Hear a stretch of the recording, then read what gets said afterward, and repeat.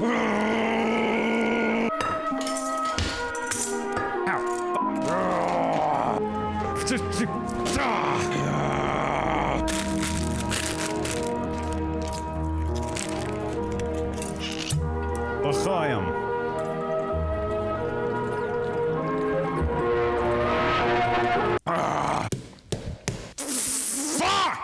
back, ladies and gentlemen, to another thrilling episode of Atheist Mother Dang Church Audit. My name is Jared, I'm an atheist, and tonight I celebrated a memorial service of the death of our Lord with our friends, the Jehovah's Witnesses. And I don't usually get to partake of the Eucharist whenever I go into any of the churches that I go into. And tonight was no exception. However, it was a little bit weird because nobody else took communion while I was there. So in protest of that, I'm not taking communion right now, but I am going to eat crackers and drink wine and think about the sacrifice of Jesus. And that's going to be the next best thing. Oh, I'm sorry, man. I get very animated about this shit, and I know that I'm doing like a YouTube shtick right now, but all this is very real. I hate the Watchtower. I hate this doctrinal system. I hate this theology very, very much. I love these people, and I will continue to praise how sweet and kind these people are.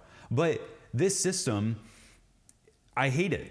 It is evil. It is bad and stupid and dumb, and I hate it, and oh God. I'm sorry. I'm gonna try to tone it down a bit, but I know I won't be able to. I'm gonna be bitching by the end of this episode, guaranteed. It is April 12th. It is a Saturday, and I got word from a kind stranger on the internet that tonight is the Jehovah's Witness memorial service, which is their equivalent of Easter. You might recall that the Jehovah's Witnesses do not celebrate holidays. Easter is included in that. The only kind of quasi-holiday that they have is the one that they are told by Jesus to commemorate. And because the Jehovah's Witnesses are biblical literalists on steroids, they don't see any mandate in the Bible to celebrate Easter. However, they do see an injunction to come and remember the death of Jesus. And I've been to, I don't know, half a dozen Kingdom Hall services and meetings up to this point, and I think that maybe this one has been the most illuminating because it is by far the most hyped. They send out brochures, they knock on your door, they tell you to invite your friends and family. It is a very big deal. You know, come to the memorial service, remember the death of Jesus with us. Hello. I'm happy to invite you to a special event that will be attended by millions of people. It's the anniversary of Jesus' death.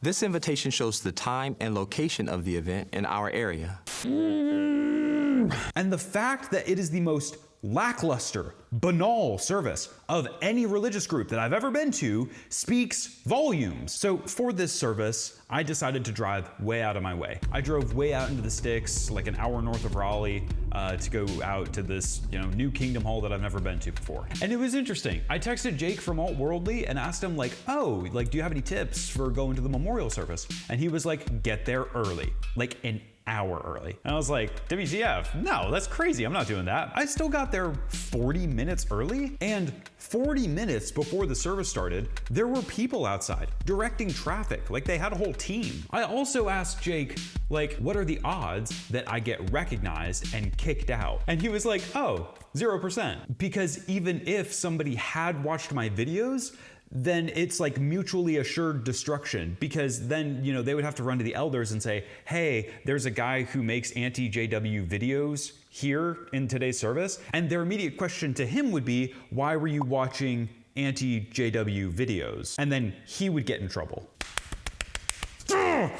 Okay, cool. So I walk into the Kingdom Hall 40 minutes before the service starts, and it's bumping. There's a lot of people there. And I'm not gonna lie, I'm starting to feel a little excited at this point. Ooh, wow, maybe the Jehovah's Witnesses are gonna spice it up this time. Let's go. Maybe there's actually gonna be some theological depth, or some mystery, or reverence. Ooh. I make my pit stop into the bathroom and take a leak, and hear the organ music, or the MIDI orchestral music.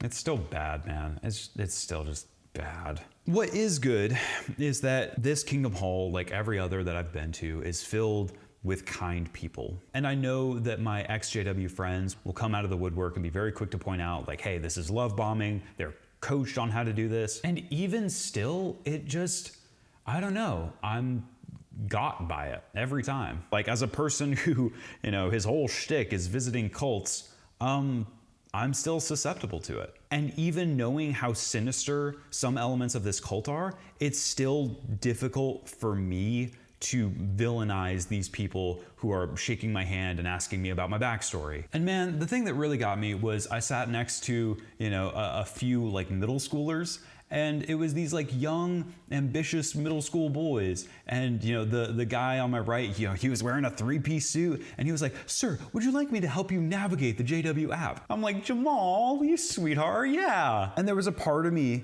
that felt like, man, this is actually like so sweet. Little man is in 6th grade and he's passionate about his faith and, sharing it with the newbie on the block. Aw. Anyways, I'm there at night for the memorial service. And the ugliness of the Kingdom Hall is especially accentuated tonight because it's an evening service. It's already past sunset. So it's night outside, and inside the Kingdom Hall, the harsh fluorescent lighting overhead just makes you feel like you're in an insane asylum. I feel like I'm a frog on a dissection table when I walk into a Kingdom Hall, especially at night. Like, I'm literally staring into my key light right now, and I feel like that's doing less damage to my circadian rhythm than the overhead lighting in a Kingdom Hall.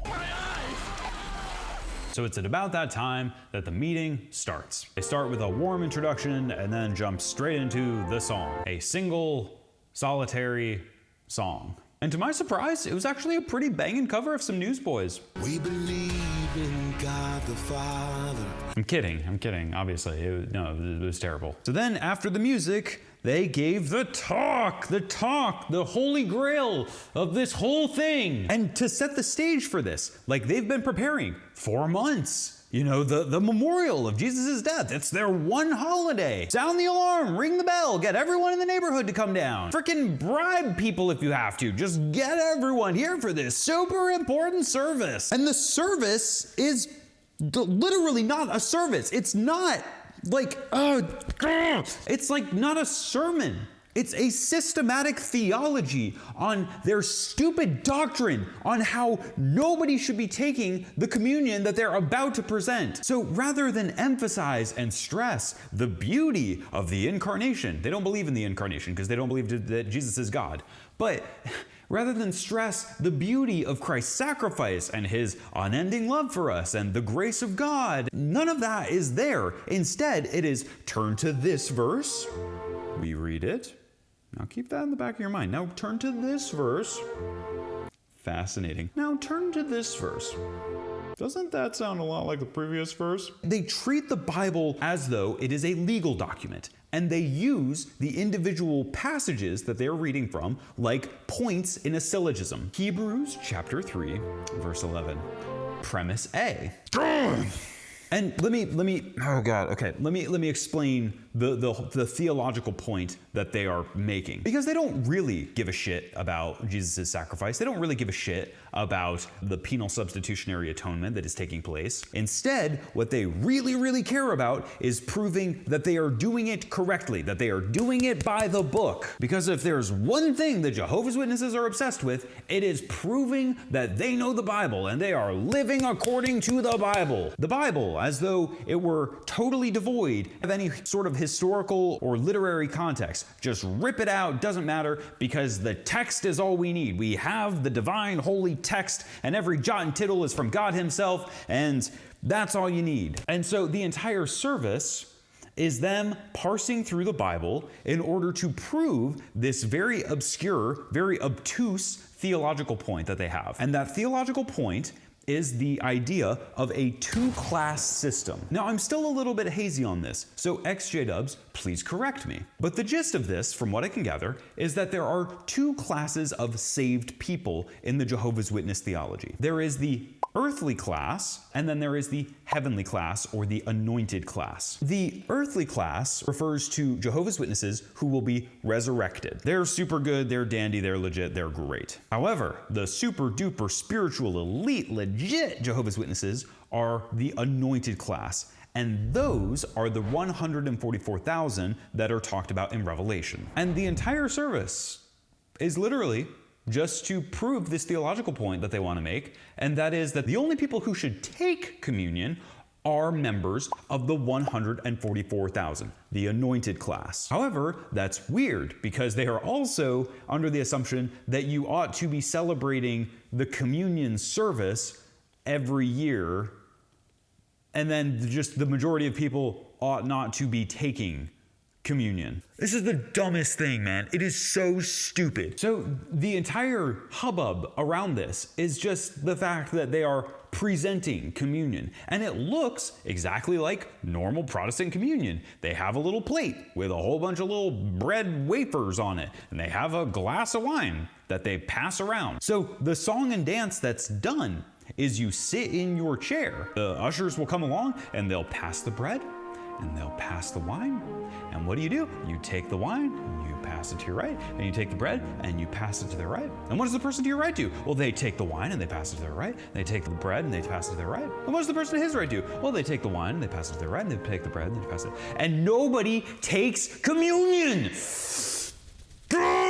Because the only people who are allowed to take communion are members of the 144,000. And who are the members of the 144,000? Well, nobody knows, the people probably know. The super holy spiritual elite who the Holy Spirit has whispered into their heart, they know. Oh gosh. So basically at that congregation, there were two people who took communion. And it's literally just, it's some dude who's like, yeah, I think that's me. So the distinction between the 144,000 and the earthly class are that the 144,000 are going to be those who rule and reign with Christ. They're the spiritual elites. All the other Jehovah's Witnesses in the world, they're still saved and they're going to be living in paradise for forever, but they're not the guys, They're not the governing body of heaven, so to speak. And so if you rewind literally about a year to my very first Jehovah's Witness video, I said back then that the 144,000 doctrine was either revised or totally done away with. And I had a lot of ex-JWs chime in and say, no, this has always been the doctrine. And I was right. So to be fair to them as well, this has been the doctrine for years and years and years and years and years. However, it was not always the Watchtower's doctrine. Essentially, here's what happened. When Charles Taze Russell came on the scene in the 1800s, he was going around preaching that there was only going to be 144,000 people saved. And him and all, 6 of his buddies were like, yeah, only 144,000. You said it, preacher. And then, the years went on and they gathered more and more members. And then, oh shit, boss, we have 2 million members. Fuck, what do we do? Shit, fuck. And so they came up with this theology in order to account for their rapidly growing numbers. They had a 2-tier system implemented so that they didn't say the majority of our congregants aren't actually going to go to heaven. And then the same thing with this very bizarre communion service. This wasn't always how it was. For decades, they just took communion like other Protestant Christians. But then Judge Rutherford in the 1930s presents this idea at a convention and basically says, hey, there's a 2-tier system now. And even though everyone has been taking communion, from now on, the only people who get to take communion are the spiritually elite, the anointed ones. And of course, the Watchtower has greatly suppressed this literature. But the basic gist of it is that the only people who can take communion now are those of the 144,000 class. And how do you know if you're a part of the 144,000? You just have kind of a gut feeling. But it's super weird and counterintuitive because the only people who actually take communion are the people who are audacious and, arrogant enough to think that they are so spiritual that they will be among the 144,000 that Christ chose from every believer throughout history? You know, you can like do the math on that, right? So like, okay, there's only 144,000 spots. You got the 12 disciples, you got, you know, what is it, like 13 current governing body members, however many. So you're like doing some quick math and it's like, yeah, look at me, I'm like the holiest person in my kingdom hall. Yeah, I'm one of the 144,000. And so you take the communion and then everyone in the congregation is like, you dick. And ironically, in what is supposed to be a commemoration of the sacrifice of Jesus, has become a spiritual dick measuring contest that is so laughably absurd that I just, it's just so dumb. It's so stupid. And just like the more I study this sect, it feels like all of the insanity of it is just these people doubling down on really stupid, nonsensical interpretations of the Bible. And it's not because they're stupid. It's because they're smart. These people invest their lives into reading the Bible, but their basic presupposition is stupid. The Bible is not a book that was delivered by God to Moses on Mount Sinai. It was a book written by people. If you want to say they were inspired by the Holy Spirit, that's fine. But like, it has context. And so like, you know, they'll look at the Bible and they'll say like, well, based on our calculations, it's very apparent that, you know, the anointed class is supposed to take communion, but the earthly class is not. Meanwhile, nobody in the early church had any conception of this. All early Christian communities took communion. So yeah, you can run your theological calculus all you want, but it just doesn't make sense. Ignatius of Antioch, literally the disciple of Jesus, you think that guy didn't understand communion? So I think the doctrine is stupid, but I think what's worse is just the idea that like, this is the best thing you guys have to offer. You spent so much time and energy begging people to come to this, and it's laughably stupid. You spent all this time and money and energy inviting all these people to it, and it's so shallow. The entire service is spent doing hermeneutic gymnastics rather than focusing on Jesus. How did you get here? And I always have to remind people, I'm an atheist. If these people were heretics, I wouldn't even care. It's not that they deny the Trinity. It's not that they have a weird conception of who Jesus is. It's that nothing about this is good or deep or rich or theologically meaningful. It's as deep as a mud puddle and rich as tree bark. And I spent the entire service looking around at these people. And I'm sitting next to my new friend, this new, you know, young, ambitious sixth grader, and he keeps, you know, nudging me on the shoulder, and he's like, yeah, like, look at this verse, isn't it awesome? And I'm looking out on all these other people, and, you know, they are so polite, and they're kind, and they're sitting down, and they're paying perfect attention to the speaker. They're not scrolling on their phones. They're not distracted. They're not, you know, counting sheep in their head. They are listening and attentive. And I know that outside the Kingdom Hall, they are barred from the vast majority of entertainment. They don't really watch movies, they don't listen to secular music, video games are kind of taboo. Hell, even sports can become an idol, you gotta keep that on check. They are so spiritually deprived that this sermon, which honestly sounds more like a bar exam than an actual edifying homily, is somehow emotionally and spiritually edifying to them. And it's crazy to me. I know in actuality, behind closed doors, they're reprimanded if they don't pay attention. But ultimately, it's like they're not able to have fun or enjoyment or satisfaction outside the church. And then inside the church, this is all they get. And it is spiritual slop. It is a spiritual slap in the face. The one celebration that you get every year. You don't get a birthday, you don't get Christmas, you don't get Easter. What you get is a communion plate that is passed around and you don't get to take any. You get a reminder of the blood and flesh of Christ, the sacrifice of Jesus, and you don't get any. And the only people who do are the pretentious pricks in your congregation who think they actually deserve it. How did you guys survive this? To my ex-JW friends, how did you make it out of this shit alive? I can talk to my Catholic or even my ex-Catholic friends and can talk to them about, the nuns were kind of mean when I was growing up. But the beauty of the Eucharist is really what keeps me coming back. Just meditating on the wounds of Christ. That means so much to me, that God loved me this much. And in the Jehovah's Witnesses world, you don't even get that. I'm just disgusted by this whole thing, man.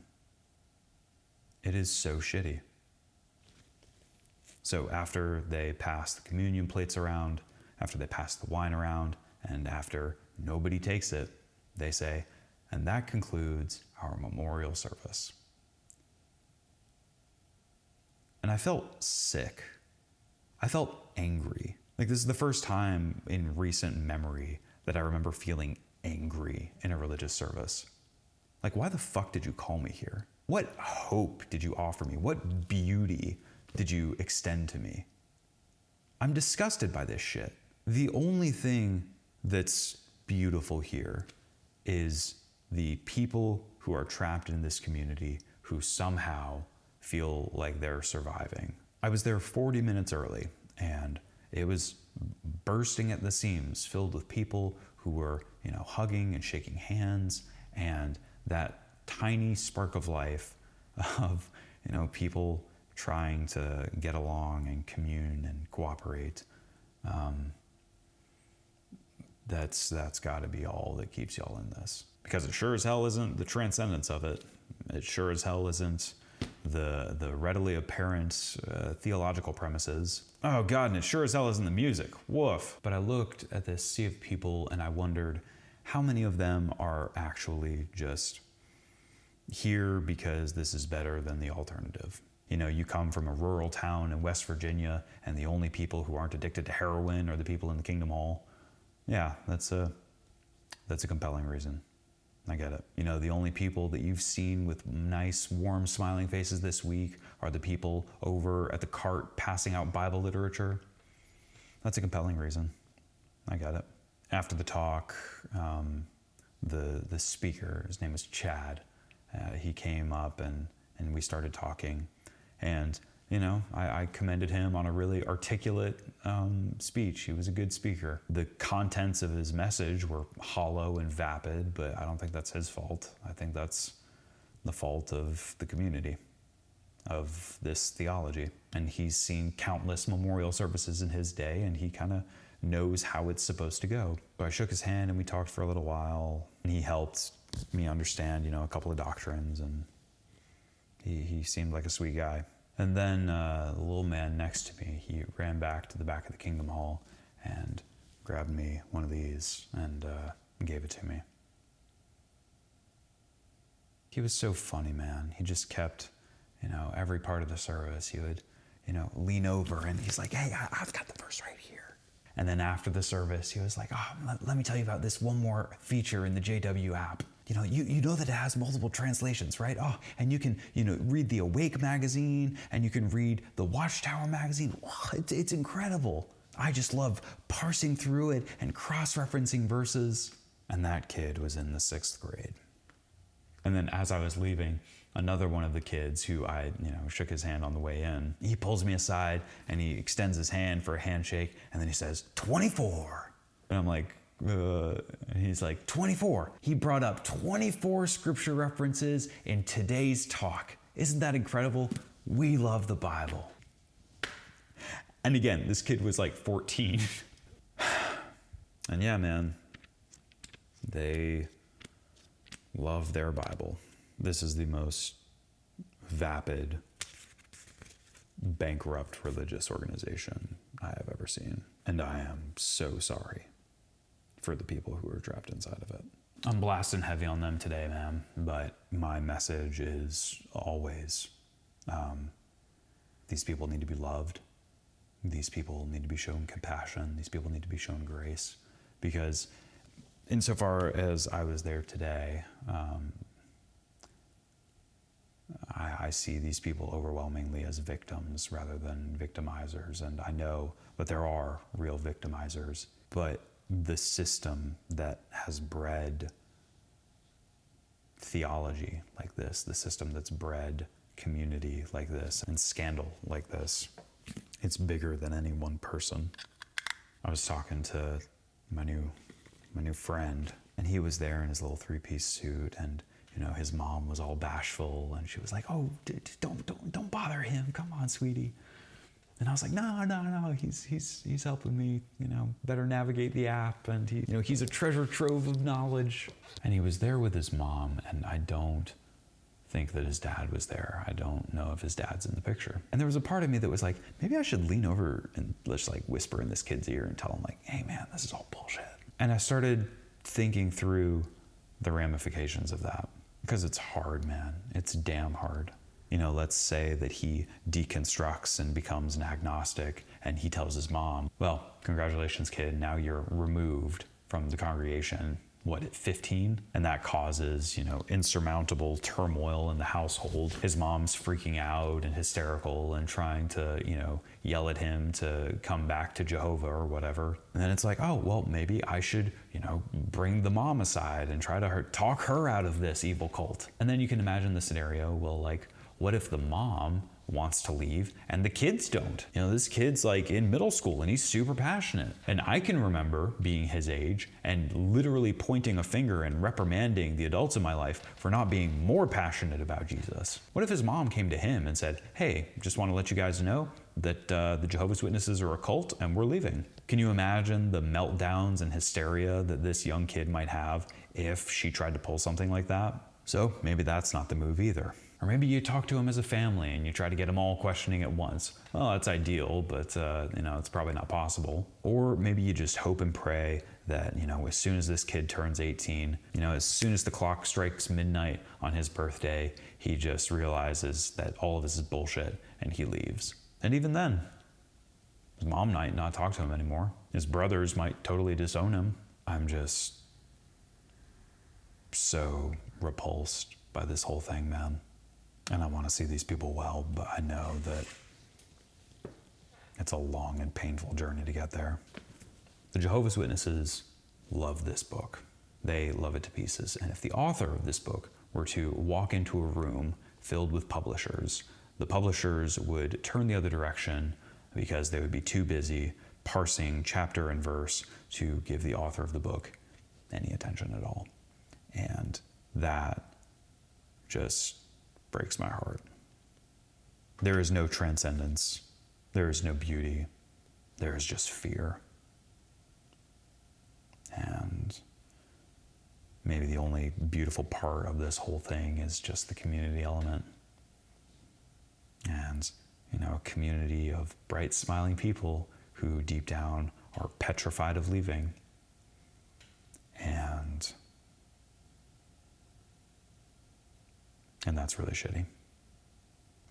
If you're an atheist or you're a Protestant or you're a whatever, I would invite you to go and see this in person, because I think that it's important to feel those tugs on your heartstrings, seeing the nice, smiling, warm faces, and second guessing everything you think you know about this cult, because it feels different when you actually sit down and talk to these people. Because it's easy to believe the abuse and the awfulness of the human condition when you read about it on a webpage, but when you sit down and talk to them, it's like, no, surely not, right? So my name's Jared. I'm an atheist. Go to church.